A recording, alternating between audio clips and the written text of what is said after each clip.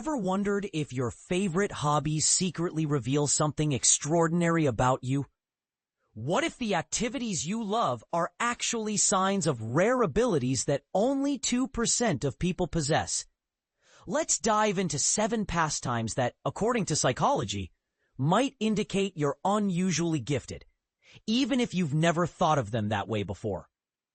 But here's where it gets controversial. Could something as simple as reading a book or taking a walk actually be a marker of exceptional potential? Let's explore. 1. You're a bookworm. There's something magical about walking out of a library with a stack of books, isn't there? Holding those pages feels like holding a world of ideas, stories, and perspectives. But reading isn't just a leisurely escape. It's a brain-changing habit. Studies show that people who read regularly develop greater empathy. And this is the part most people miss. Socioeconomist Randall Bell found that individuals who read 7 or more books a year are 122% more likely to become millionaires.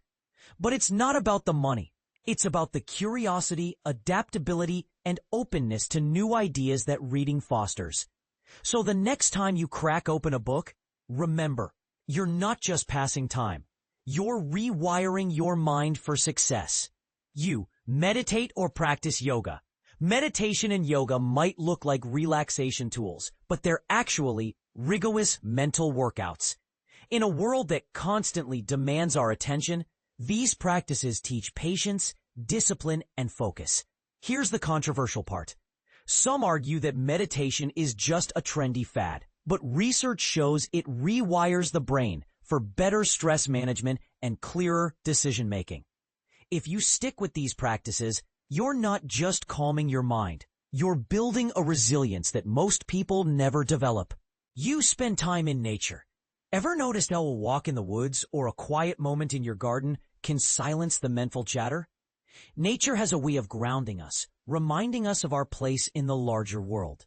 But it's more than just a preference for fresh air. People who genuinely enjoy the outdoors often exhibit mindfulness and resilience. The question is, are you using these moments to train your mind to stay present, or are you just escaping the chaos? Either way, it's a powerful habit that carries into every aspect of life. 4. You daydream regularly. Daydreaming gets a bad rap, but it's actually a creative superpower. MIT professor Sherry Turkle points out that when our minds wander, they're free to make unexpected connections. Some of the best ideas, whether in art, science, or business, come from these moments of mental drift. But here's the debate. Is daydreaming a sign of focus or distraction? If you ask me, it's neither. It's a natural talent for seeing possibilities others overlook. 5. You crave deep conversations. Small talk is fine, but if you'd rather dive into big ideas, you're part of a rare group. People who seek depth in their conversations tend to be more reflective, curious, and insightful. The controversial angle. In a world obsessed with quick answers, does this make you out of touch, or are you simply ahead of the curve? Either way, your ability to linger on meaningful questions is a sign of intellectual curiosity that sets you apart. 6. You tackle creative projects. Whether it's painting, cooking, or writing, creativity is about embracing uncertainty. You don't know how it'll turn out, but you dive in anyway. Is the debate here? Is creativity a natural talent, or can it be learned? Regardless, your willingness to experiment reveals a mind wired for exploration, a hallmark of unusual giftedness. 7. You commit to long-term goals. Hobbies like long-distance running or gardening teach delayed gratification. Training for a marathon or nurturing a garden requires months of effort before you see results. The controversial question: are these activities just hobbies, or are they psychological training for success?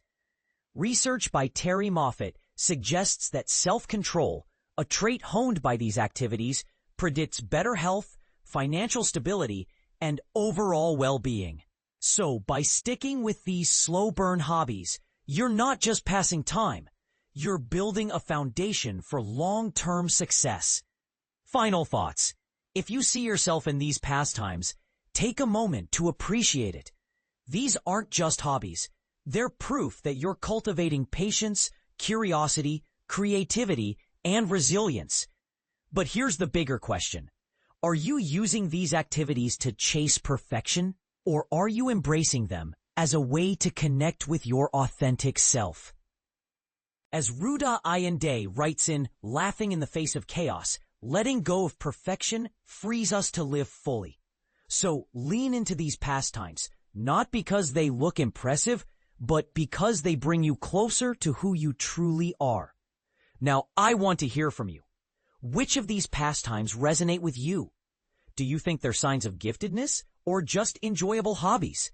Let's start a conversation in the comments. I'm curious to hear your thoughts.